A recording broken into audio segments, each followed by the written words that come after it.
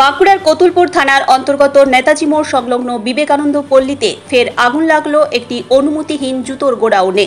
সোমবার দুপুরে আচমকায় আগুনের লেলিহান শিখা বেরোতে দেখা যায় ওই গোডাউন থেকে। মুহূর্তের মধ্যে এলাকায় ছড়িয়ে পড়ে আতঙ্ক। স্থানীয়রা দমকল ও পুলিশকে খবর দেন।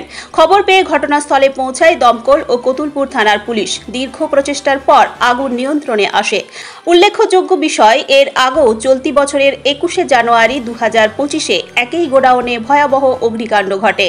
প্রায় 10 ঘন্টা ধরে টানা 3টি দমকল ইঞ্জিনের চেষ্টায় আগুন নিয়ন্ত্রণে আনা হয়েছিল। কয়েক মাসের ব্যবধানে ফের একই জায়গায় অগ্নিকাণ্ডে ক্ষোভে ফেটে পড়েছেন স্থানীয় বাসিন্দারা। স্থানীয়দের অভিযোগ, লোকালয়ের ভিতরে দীর্ঘদিন ধরেই অনুমোদনবিহীন এই কমার্শিয়াল বিল্ডিংয়ে জুতোর ব্যবসা চলছে। না আছে ফায়ার ব্রিগেডের ছাড়পত্র, আর না আছে প্রশাসনিক অনুমতি। অথচ দাহ্য পদার্থ মজুত করে প্রতিদিনেই প্রাণের ঝুঁকি নিয়ে থাকতে হচ্ছে আশেপাশের মানুষদের।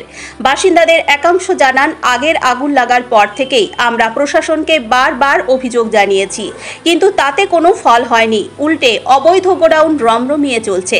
প্রশাসন নীরব দর্শকের ভূমিকায় থেকেছে। আজকের ঘটনায় ফের একবার প্রশ্ন উঠেছে, লোকালয়ের মধ্যে কিভাবে অনুমতিহীন কমার্শিয়াল বিল্ডিং তৈরি হয়?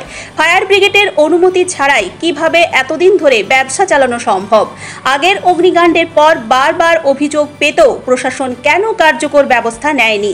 ঘনবসতিপূর্ণ এলাকায় দাহ্য পদার্থ মজুদ থাকা সত্ত্বেও বারবার প্রশাসনের নজরদারির অভাব সাধারণ মানুষের মধ্যে আতঙ্ক বাড়াচ্ছে। স্থানীয়দের দাবি, দ্রুত অবৈধ গোডাউন সরিয়ে না নিলে বড়সড় দুর্ঘটনা ঘটতে বাধ্য। আতঙ্কিত তো ভীষণই। গতবার তো আমি ঘর থেকে ভয়ে আমার গ্যাস সিলিন্ডার থেকে শুরু করে যা কিছু ছিল দাহ্যপদার্থ আমার ঘর থেকে আমি বার করে দিয়েছি ভয়ে, কারণ আমার পাশেই তো। গতবারের আগুনের লেলিহান শিখা দেখে এমনি সকলেই ভীত সন্ত্রস্ত হয়ে গেছিল।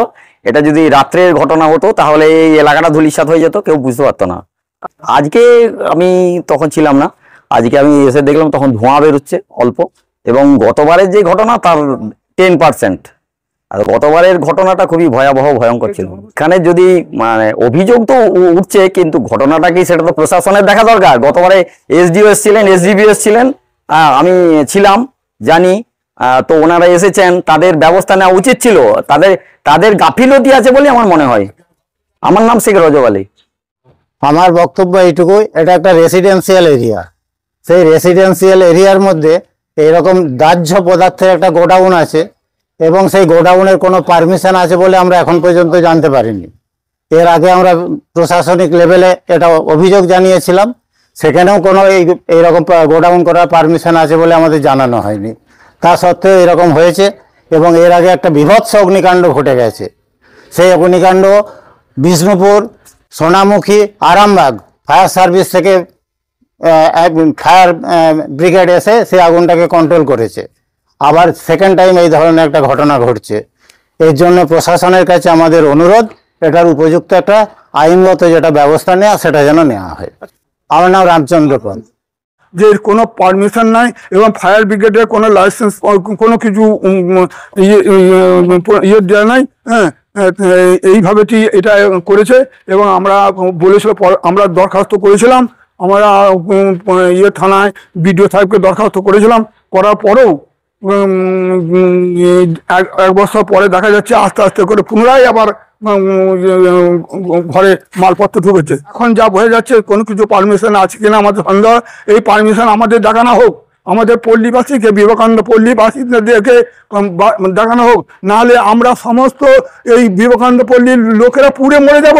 আজকে দিনের বেলায়, রাত্রেবেলায় ঘটনা, গত দিনে বিকেলবেলা ঘটনা, আজকে তো এই রাত্রেবেলা ঘটনা। এইভাবেতে আমাদের আগুন লাগিয়ে দিয়ে আমাদেরকে একদম নিঃস্ব করে দিবার চিন্তা ভাবনা। এর কি সুব্যবস্থা প্রশাসন লিখছে, বিডিও সাহেব কি লিখছেন, থানা ওসি সাহেব কি লিখছেন, এবং ঊর্ধ্বতন কর্তৃপক্ষরা কি নিচ্ছেন, তা আমাদের জানানোর দরকার আছে। সেটা আমাদের জানাক, আমাদের দেখাক, সমস্ত পারমিশন আমাদের দেখাক, দেখিয়ে করুক।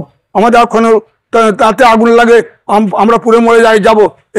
এই আমার বক্তব্য, এটা আমাদের জানার দরকার আছে, আমাদের জানানো হোক। এটি আমি বললাম। আমার নাম কার্তিক চন্দ্র মণ্ডল।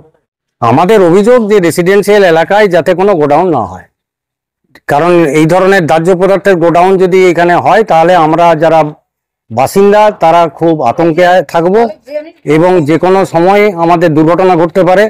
বারবার সম্মুখীন হচ্ছি আমরা। গতবার যখন আগুন লেগেছিল তখন 3টে ফায়ার ব্রিগেড এসে যা হোক করে নিয়ন্ত্রণ করেছিল। রাত্রিবেলাতে আমাদেরকে বিল্ডিং ছেড়ে সব চলে যেতে হয়েছিল। আমরা মুখ্যমন্ত্রীর দপ্তর পর্যন্ত জানিয়েছিলাম, ফায়ার ব্রিগেড পর্যন্ত জানিয়েছিলাম, ফায়ারের মন্ত্রীকে জানিয়েছিলাম, সমস্ত মন্ত্রীদিকে জানিয়েছিলাম আমরা এই ডিপার্টমেন্টের। কিন্তু আবার সেই জুতোর গোডাউন শুরু হয়েছে। কে পারমিশন দিয়েছে আমরা সেটা শুধু জানতে চাই। সমর মণ্ডল।